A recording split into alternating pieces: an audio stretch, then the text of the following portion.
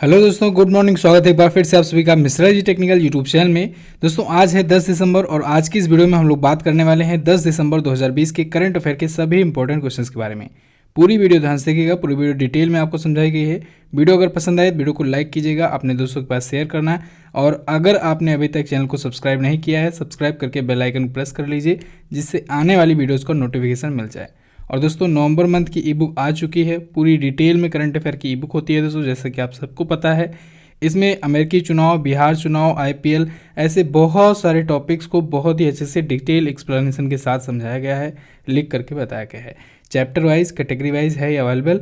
MJT app पर आपको देखने को मिल जाएगी, जाइए एमजेटी ऐप इंस्टॉल कीजिए, वहाँ से इसे परचेज कीजिए। अच्छा, इसमें चैप्टर वाइज एक्सप्लेनेशन के साथ लास्ट में दोस्तों 100+ क्वेश्चन का प्रैक्टिस सेट भी दिया जाता है, तो आप लोग प्रैक्टिस सेट भी सॉल्व कर सकते हैं। चलिए बात करते हैं लास्ट डे के क्वेश्चन की। लास्ट डे का हमारा पहला क्वेश्चन था, सशस्त्र सेना झंडा दिवस कब मनाया जाना शुरू हुआ? तो ये 1949 से मनाया जाना शुरू हुआ है। अगला, फ्रांस अब तक कितनी बार फीफा वर्ल्ड कप जीत चुका है? तो फ्रांस दोस्तों 2 बार जीत चुका है। 1998 में एक बार जीता था और 2018 में एक बार जीता। चलिए बात करते हैं आज के दिन के पहले क्वेश्चन की। आज का हमारा पहला क्वेश्चन है, क्लाइमेट चेंज परफॉर्मेंस इंडेक्स 2021 में भारत किस स्थान पर है? तो भारत है दोस्तों 10वें स्थान पर। भारत लगातार दूसरी बार टॉप 10 में जगह बनाया हुआ है। पिछली बार इसकी रैंक थी 9वीं, इस बार रैंक है 10वीं। क्लियर है। भारत को टोटल स्कोर मिले हैं 63.98। किस में? क्लाइमेट चेंज परफॉर्मेंस इंडेक्स 2021 में, यानी जलवायु परिवर्तन प्रदर्शन सूचकांक 2021 में। ओके, अब देखिए दोस्तों, टॉप 3 की अगर बात करें तो टॉप 3 में कोई भी कंट्री नहीं है। क्यों नहीं है?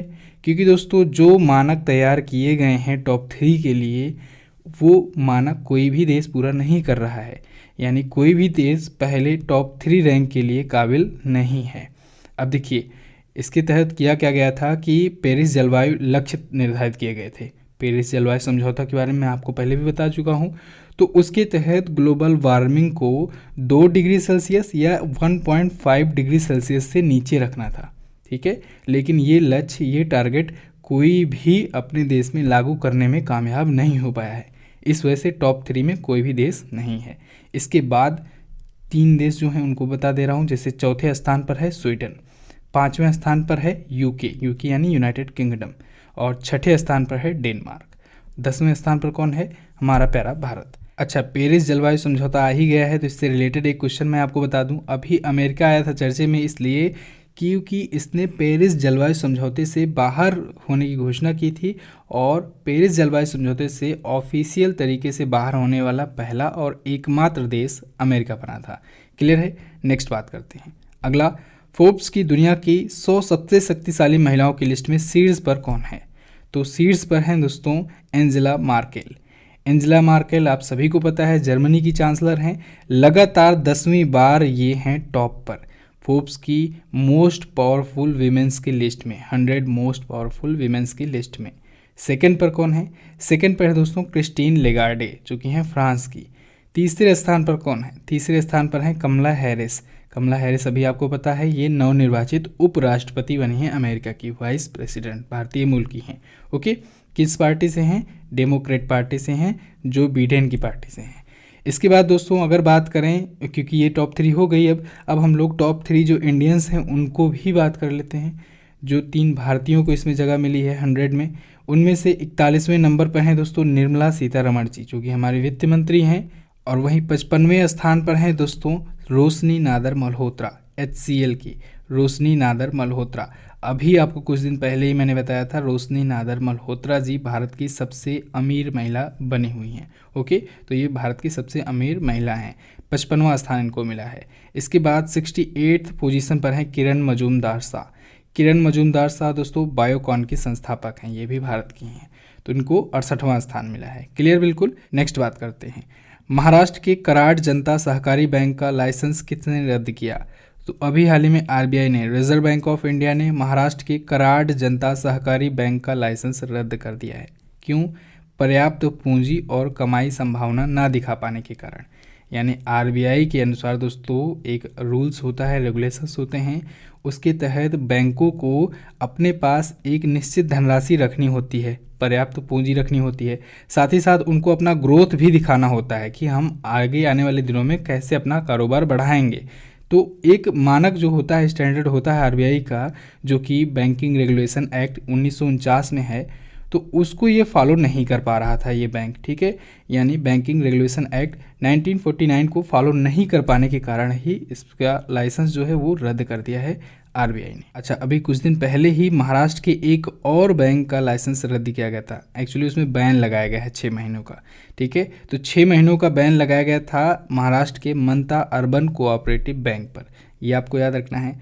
उससे भी पहले लक्ष्मी विलास बैंक पर बैन लगाया था, किसने? आरबीआई ने ही, ओके। और आरबीआई से एक और क्वेश्चन अभी रिसेंटली आया था कि आरबीआई के जो शक्तिकांत दास जी हैं, गवर्नर हैं 25वें नंबर के, इन्होंने मॉनेटरी पॉलिसी रेट्स को चेंज ना करने की घोषणा की है। यानी जैसा रेट्स था उतना ही रेट रहेगा। कौन कौन सा रेट? रेपो रेट 4.0% पर था, उतना ही रहेगा। रिवर्स रेपो रेट 3.35% पर था, उतना ही रहेगा। क्लियर है, कोई चेंजेस नहीं किए गए हैं। आरबीआई आया है, आरबीआई के बारे में दोस्तों बहुत कुछ बताया गया है आपको। आज आप लोग कमेंट करके बताइए आरबीआई के बारे में आपको क्या क्या पता है। चलिए, अब महाराष्ट्र आया है, महाराष्ट्र के बारे में जान लेते हैं। मैप में देखिए, ये रहा महाराष्ट्र। मुंबई यहाँ की राजधानी है। उद्धव ठाकरे शिवसेना पार्टी से यहाँ के हैं चीफ मिनिस्टर। गवर्नर हैं भगत सिंह कोश्यारी जी, जिनको गोवा का भी एक्स्ट्रा चार्ज दिया गया है। बॉम्बे हाई कोर्ट के चीफ जस्टिस हैं दोस्तों दीपांकर दत्ता जी। महाराष्ट्र और गुजरात दोस्तों एक दूसरे से अलग हुए थे 1 मई 1960 को। कब? 1 मई 1960 को अलग हुए थे। महाराष्ट्र अपना बॉर्डर शेयर करता है गुजरात से, मध्य प्रदेश से, छत्तीसगढ़ से, तेलंगाना से, कर्नाटका से और इधर गोवा से भी अपना बॉर्डर शेयर करता है महाराष्ट्र। क्लियर है बिल्कुल। अच्छा, महाराष्ट्र की लोनार झील को, महाराष्ट्र में ही है लोनार झील, आप सभी को पता है, उल्का पिंड गिरने से वहाँ पर बना था, जिसका रंग अभी कुछ ही दिन पहले गुलाबी कलर का हो गया था। तो उसी को अभी हाल ही में अंतर्राष्ट्रीय महत्व की आर्द्रता भूमि स्थल चुना गया है, ये भी आपको याद रखना चाहिए। अच्छा, महाराष्ट्र में एशिया की पहली सौर ऊर्जा सक्षम टेक्सटाइल मिल का उद्घाटन किया गया है, जो कि महिलाओं के लिए है, ठीक है, महिला कर्मचारियों के लिए खास तौर से, ओके। इसके साथ ही महाराष्ट्र सरकार ने दोस्तों बाहरी लोगों के आने पर कोरोना रिपोर्ट निगेटिव रखना अनिवार्य कर दिया था, लेकिन कुछ ही राज्यों के लिए किया था। किसके? गुजरात से अगर कोई जाएगा तो, दिल्ली एनसीआर से अगर कोई जाता है तो, गोवा से अगर कोई जाता है तो, या फिर अगर कोई राजस्थान से जाता है तो इन सब के पास, इन सभी प्रकार के यात्रियों के पास कोविड-19 की नेगेटिव रिपोर्ट होनी ज़रूरी है महाराष्ट्र में अगर एंट्री करना है तो।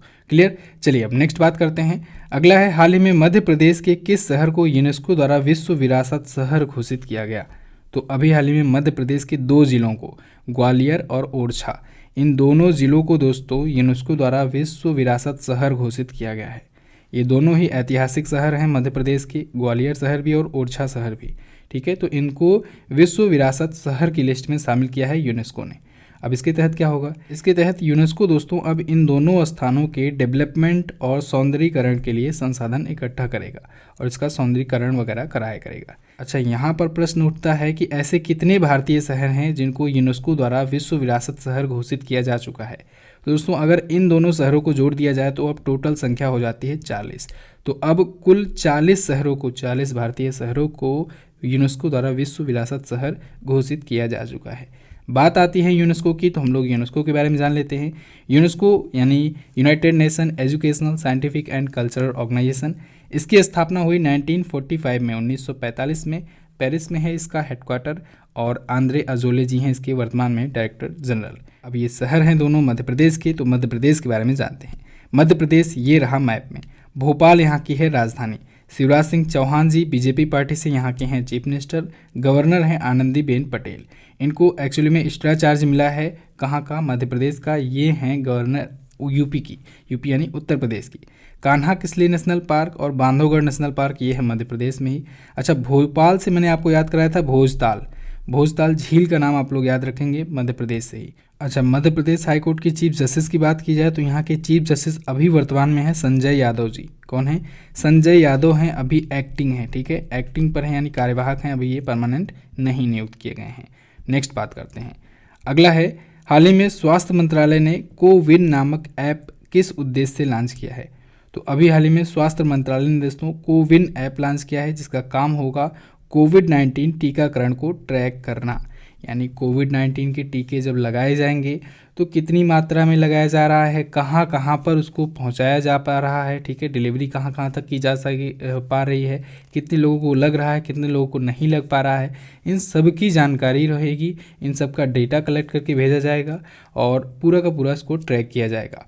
तो इस वजह से कोविड-19 ऐप लॉन्च किया गया है इन सभी पर्पज़ को पूरा करने के लिए। ओके, तो कोविड-19 टीकाकरण को ट्रैक करने के लिए यही वाला ऑप्शन आपका बिल्कुल करेक्ट होगा। कोविन नाम का ऐप है ये, नाम याद रखिएगा, आगे इसकी नीड बढ़ सकती है। नेक्स्ट बात करते हैं। अगला है, हाल ही में शेख नवाफ अल अहमद अल सबाह किस देश के दोबारा प्रधानमंत्री बने? दोस्तों ये बन गए हैं कुवैत के दोबारा प्राइम मिनिस्टर शेख नवाफ अल अहमद अल सबाह। अभी वहाँ पर संसदीय चुनाव हुआ, उसके बाद इन्हें दोबारा चुना गया है, ठीक है। इन्हें शासक अमीर भी कहा जा सकता है, ठीक है। वहाँ पर जो प्रधानमंत्री का पद होता है उसे शासक अमीर भी कहा जाता है या फिर प्राइम मिनिस्टर भी कहा जा सकता है। कुवैत दोस्तों एक अरब खाड़ी देश है। अभी चलते हैं, देखते हैं वर्ल्ड मैप में है कहाँ पर। तो देखिए दोस्तों, ये रहा सबसे पहले हमारा प्यारा भारत। यहाँ से हम लोग आएंगे अरब देशों की तरफ। ये सभी अरब देश हैं। अब इन अरब देशों में ये हैं खाड़ी देश, ठीक है। खाड़ी के बारे में मैंने आपको बताया था, इधर है पार्सियन खाड़ी, पारस की खाड़ी, पार्सियन गल्फ आपको दिख रहा है, इधर ओमान की खाड़ी है। तो खाड़ी के आसपास के जो देश होंगे वो खाड़ी देश कहलाएंगे और ये बाकी अरब देश तो हैं ही। तो यहीं पर दोस्तों आपको छोटा सा देश इधर मिल जाएगा कुवैत, ठीक है। इधर यूएई है, कतर है, छोटा सा बहरीन देश है, इधर बड़ा सा ये सऊदी अरेबिया है, ओमान है, इधर नीचे यमन है और ये है कुवैत। क्लियर है? तो कुवैत आपको लोकेशन पता होनी चाहिए कहाँ पर है। ये है कुवैत। कुवैत की राजधानी क्या होती है? इसकी राजधानी है कुवैत सिटी। यहाँ की करेंसी होती है कुवैती दिनार। ओके, नेक्स्ट बात करते हैं। अगला है, हाल ही में खेल मंत्री ने फिट इंडिया साइक्लोथॉन के किस संस्करण का शुभारंभ किया? तो खेल मंत्री किरण रिजिजू ने दोस्तों फिट इंडिया साइक्लोथॉन के दूसरे संस्करण का शुभारंभ किया है। वीडियो कॉन्फ्रेंसिंग के जरिए इन्होंने दूसरा संस्करण सेकेंड एडिशन लॉन्च किया फिट इंडिया साइक्लोथॉन का। ये कब से कब तक चलेगा? ये 7 दिसंबर से स्टार्ट हुआ है और चलेगा 31 दिसंबर तक। कब? 31 दिसंबर 2020 तक। इसका आयोजन कहाँ पर किया जाएगा? तो भारत के सभी ज़िले में, लगभग सभी ज़िले में इसका आयोजन किया जा रहा है फिट इंडिया साइक्लोथॉन का। इसकी थीम भी रखी गई है। इसकी थीम है paddle your way to fitness. Clear? Next बात करते हैं। अगला, विश्व एथलीट ऑफ द ईयर 2020 का खिताब किसने जीता? तो अभी हाल ही में world athlete of the year 2020 का अवार्ड जीता है दोस्तों यूलिमर रोहास ने और मोंडो डुप्लांटिस ने। उपरोक्त तो दोनों ऑप्शन बिल्कुल करेक्ट होगा। एक ने जीता है पुरुषों के लिए, एक ने जीता है महिलाओं का, ठीक है। तो पुरुषों का जीता है मोंडो डुप्लांटिस ने, जो कि हैं स्वीडिश पोल वाल्टर, ठीक है, मोंडो डुप्लांटिस। और महिलाओं का जीता है यूलिमर रोहास ने, जो कि वेनेजुएला की ट्रिपल जंपर है। मोंडो डुप्लांटिस दोस्तों ये 20 वर्ष की उम्र के हैं, जैसा कि आपको इमेज में दिख रहे हैं दोनों लोग। तो इनकी उम्र है केवल 20 वर्ष मोंडो डुप्लांटिस का। तो ये बन गए हैं सबसे युवा विजेता ये अवार्ड जीतने वाले, यानी world athlete of the year का अवार्ड जीतने वाले सबसे युवा विजेता हैं मोंडो डुप्लांटिस, जो कि हैं स्वीडिश पोल वाल्टर।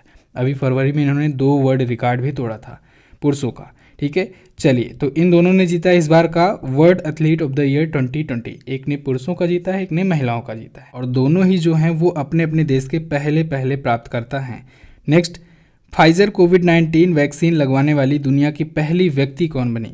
तो दुनिया की पहली व्यक्ति बन गई हैं मार्गरेट कीनन, फाइजर कोविड-19 वैक्सीन लगवाने वाली। मार्गरेट कीनन दोस्तों ये हैं ब्रिटेन की। इनकी उम्र है 90 वर्ष। 90 वर्ष की उम्र में इन्होंने फाइजर कोविड-19 वैक्सीन लगवाया है। कोविड-19 की वैक्सीन है और ये लगवाने वाली दुनिया की पहली व्यक्ति बन गई हैं मार्गरेट कीनन। ब्रिटेन ने दोस्तों अभी 8 दिसंबर से, कब से?